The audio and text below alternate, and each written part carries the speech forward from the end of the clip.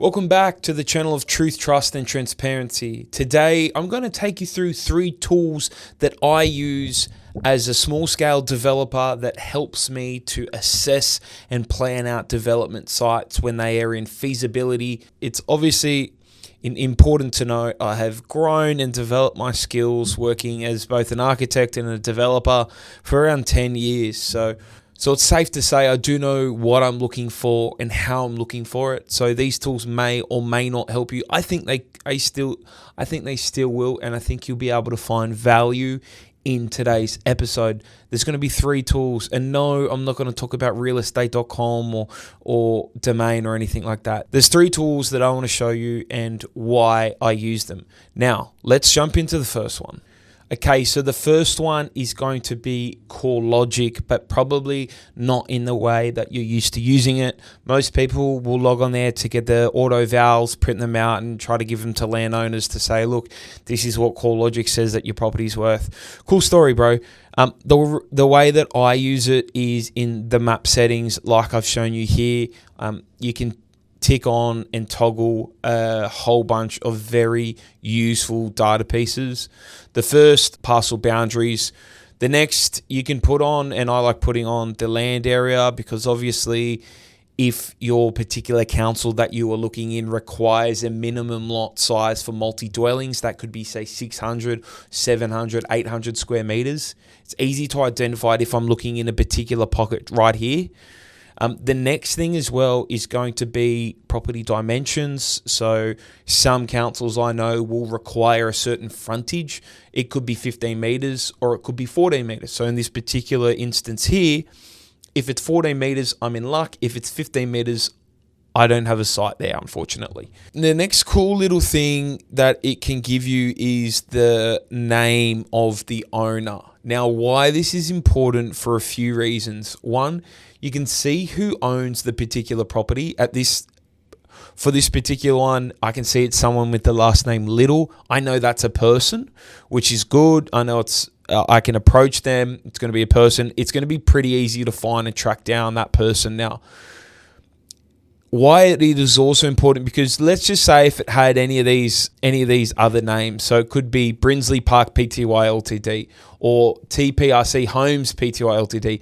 Now that's a good example of knowing that that property is held likely by a builder or developer and will build that out because it's held in a structure and the name gives it away. So if I'm looking at this particular property and it had, say, DH Developments Pty Ltd, I know it's probably not going to be worth my time talking to the owner, because it's likely going to be rented out and the owner's going to be a developer anyway. It's also really good to identify your neighbours in the vicinity. So just over the back fence, I can see New South Wales Land and Housing Corporation. Does a lot on the Central Coast, but it would be particularly worthwhile if it'd just be interesting to note if there was, say, Land and Housing, or if there's like Housing Commission in and around the area, and that would be one way to avoid it. So that's why I like it. You can also put on the sales information. I usually toggle on 6 months, and 6 to 12 months worth of sale information is decent, and then I can jump into all your past sales and stuff like that. So that's sort of what I use the map layers for. You can also toggle on, if I move myself here, you can toggle on easements, bushfire, flooding, a little bit of zoning too, which is super important, especially with those easements, and to know just from a typical high level. Now, the next one is going to be Land Checker. This is also a really good software to start to identify. We're a bit more accurate with measurements, site measurements. I can also bring in high resolution photo imagery that is a little bit more update, I found, compared to Google Maps. But not only if I select the site does it tell me land size, all the attributes, the zoning, planning layers, all that kind of stuff, council information, and that kind of stuff. I can also save it to a project, which I really like. So for example, if you're looking in a particular pocket, or if you're doing a suburb, you can save different addresses out to that project board. And you could say, for me, for this example, I could save it as Toukley townhouse development site, and I can save all these sites in it. And then that makes it really, really interesting, which are going to be things like company searches and all that kind of stuff. This will let you print out a report. You have all sorts of tools in terms of distance, area, shapes. I'll show you another. My third and final one that I use is actually a little bit better than that. What I also like, you can turn on comparable sales. You can also turn on the planning layers. So bushfire zone, planning zone. I can see here automatically, okay, well, look, I'm on the edge between R3 and what zoning is this next door? R1. So there you go. I found that this is in a high density location. That's cool. Look at it in the context. Okay, this could be interesting. You can turn on all your different layers of height of building, floor space, heritage, flooding, all those kinds of stuff. So I like that you can turn them on and look at the same time there. I'll turn planning layers off just for now. The next cool thing is planning permits. So I can also turn them on and see what has been approved, rejected, or what is pending in my approximate suburb.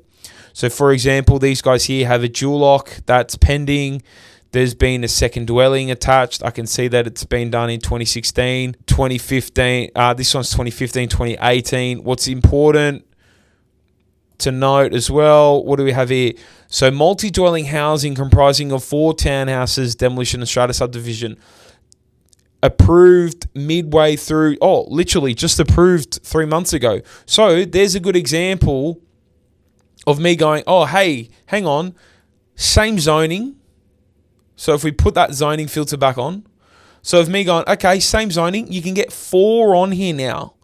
Now I'd go through the DA and have a look at this particular DA, and I'd have a read of the statement of environmental effects, which is essentially the report that the planner writes to accompany the design, and I'll get an understanding of the provisions around the site and what it has to be. The first difference I spot is going to be, so 870 land size is cool, but 15.86 compared to 14.73. So automatically I can start to see what's been approved around here. So this one up here, for example, 2022 was approved to 3, and the other ones and so on and so forth. So why I like it, you can also bring up the planning permits. Now this will blow your mind. This is why I like it also. Let me collapse that side panel. I'm going to turn off the planning layers. Now, you can also do the site finder tool, which I think is pretty cool. I'm going to change that to New South Wales. Now, if you're looking for a particular frontage, so this will highlight all the property in any particular area. If you're looking at, say, a particular frontage and you need that 14 meters, then I'm going to put that in there. Then it's any site that isn't 40 meters, it'll turn off. And I'll show you what I mean. If I had to get 16 meters, you'll see the sites that are now available. So we go through and have a look like that.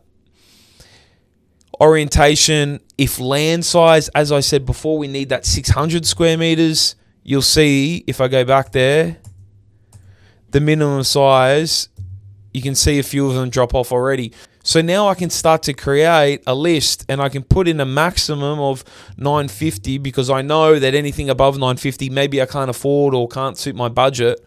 So now I can start to get an understanding for what sites I'm actually looking for, and I can go from there. We can also put on a lot of those different core logic layers too. As I said before, I can save that to a project here, create a new project, save all the addresses, or then I've got tools where I can go in. These are just all the little drawings that I can make and have there. So there is a ton of really interesting features that you can do. Another cool feature, I can go into Tookly, I can search it, and then automatically it tells me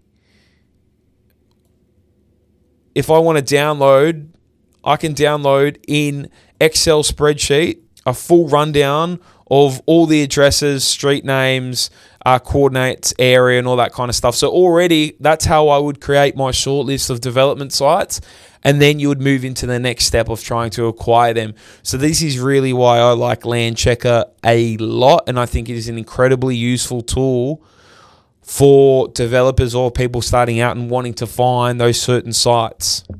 Now, another little secret tool that I like to use is called PDF Exchange Editor. This is for free. You can get off the net. I have no affiliation with them, but why I like it and what I usually do, so after, and as you saw before, when I was having a look at those different maps on either Landchecker or RP Data, once I've got the dimensions, I then export it and save it as a PNG. And then after I've got it as a PNG, print it as a PDF, and then I can open it in PDF Exchange Editor. This is like Adobe Acrobat on steroids. Now, why I like this particular software, let's have a look. So this is the site that I have been looking at across the other videos, and I'm going to dive into what I've done here. So what you can first do is you can calibrate and scale the land for the right size, which is what I do. Let's just say distance. We know it's 14.37. Let me put the distance on there. 14.87. So I'm pretty accurate in terms of the calibration. Now, what I tend to do now, once I know the council area and what I'm looking for, I will put in my side and rear setbacks, depending on what I'm doing, what I'm looking to develop. I'll then put in, for example, if there's going to be a driveway. And remember, I can measure and put in all those things. Now, word of warning, you're not an architect. I studied architecture back in the day. I haven't CADed and used the CAD program in years. I've probably forgotten how to use most of those things, but the reason that I'm doing this is just because I want to know building footprint, and it is more often than not, now I know what I look for and what the dimensions of the site need to be. But in these early stages, when you get different size, shape sites and you want to try a few different things, this is where it becomes, I think, really key. So here, in this particular setup, I've added in a side setback of 1.5, rear setback of say 1.3, 4 meter wide driveway, and then I can start to put in those different allocations for building footprint, what it allows me to do, if I need to put in car spaces, if I need to put in anything else like that. And then I can start to measure the area of each of these footprints. So if we take the front footprint, for example, of, let's just say it's a building footprint, that entire area is 110 square meters. Now, I know out of that, majority of it's going to be a basement, is going to be a garage. And if it's a 2-car garage, you're looking at 5.5 by 5.5. So just under 30 square meters of that, which leaves me with 70 or 80 squares available for 70 or 80 squares available for the footprint. It means, and even if I needed to push that garage back to have turning circles, 6 meters, say, for turning circles in and out of the garage, I can start to play around with it. And no, a good way as well to pick up what's selling in the market that I do is I have a look at the footprint of all the projects that have sold to get an idea of what that size is going to be and what it looks like. And then you can build them, bring them in here and draw them to size. You can add in, I can measure my front setback, I can add in my parking, I can add in my footprints, my setbacks, and it just allows me to get a good understanding for what I can fit on that site. Then after that, what I'd usually do is I'd send something like this to the architect, much to his demise, and probably have him cringing and swearing my name. But I say, look, this is a little bit around what I'm thinking. Can you make it work? And obviously the architect will come in and add all the appropriate landscaping, driveway, setbacks, all that kind of stuff. But I know that if it works here and it works pretty easy here, it's a goer. If I'm not constrained by, let's say, frontage and it was a thinner site, that's where I'd want to be testing what my building footprints are to see if something will fit or if something won't. Same if it's a double side, and I can just play around with, where I put stuff and how big stuff is. So I find that tool combined in with the land check and being able to get that short list, and then on top of that, your core logic data. 3 tools that I would say I'd use almost daily as a small scale residential developer doing my own projects. Those are the 3 that I would use definitely quite regularly. I just had a phone call with people that send me through sites. The first thing I'm doing is I'm putting it into Land Checker. I'm getting the details out of there, and then I'm seeing, if it passes that and passes the feasibility stage, will I then dive into something more so here in terms of layout? But there's a few different ways to get to here in terms of what you can build and stuff like that. But I just feel like it's good to see if the site will work.